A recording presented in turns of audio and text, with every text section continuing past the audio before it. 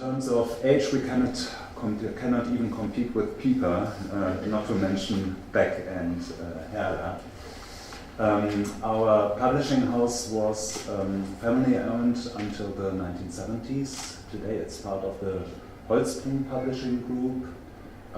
Other members of the group are, for example, Fischer, Blome, and Kiepenheuer and Witsch in Cologne. Ernst Rowohlt, the founder of our company, once said, "My publishing house has no face, but it has 1,000 eyes." And I think this is still a fitting image to describe our program's diversity.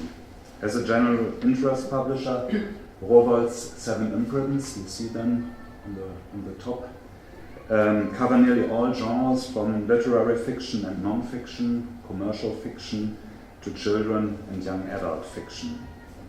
Furthermore, a branch in Berlin, a theater agency and a media agency are also part of our house.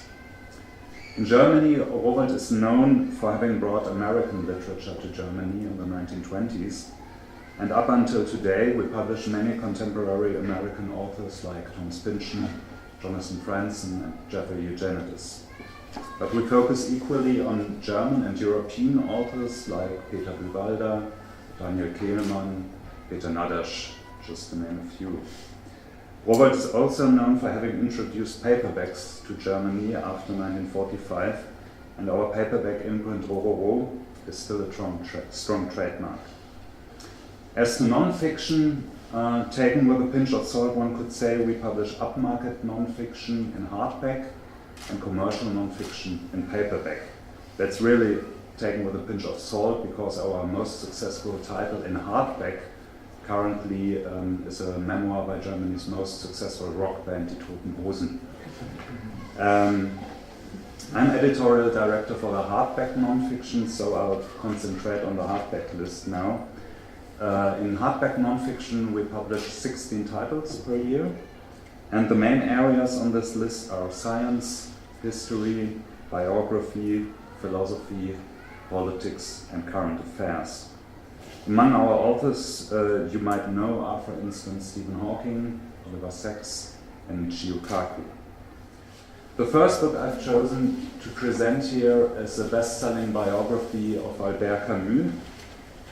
It was written by Iris Radisch. Iris Radisch is head of the Arts and Letters section of the German weekly paper Die Zeit.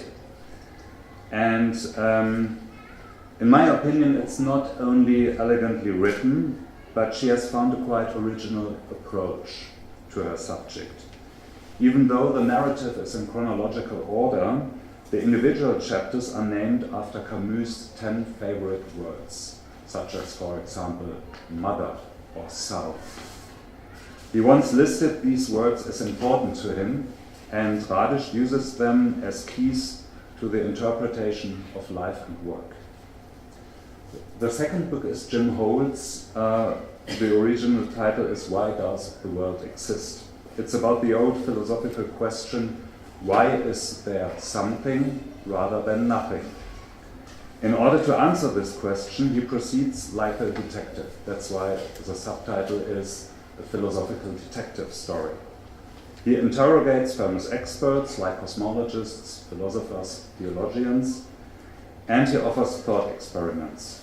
What makes this book so special is that it's quite demanding, yet also very humorous and witty. I'd never thought a book about the most existential question could be that entertaining. Thank you very much for your attention.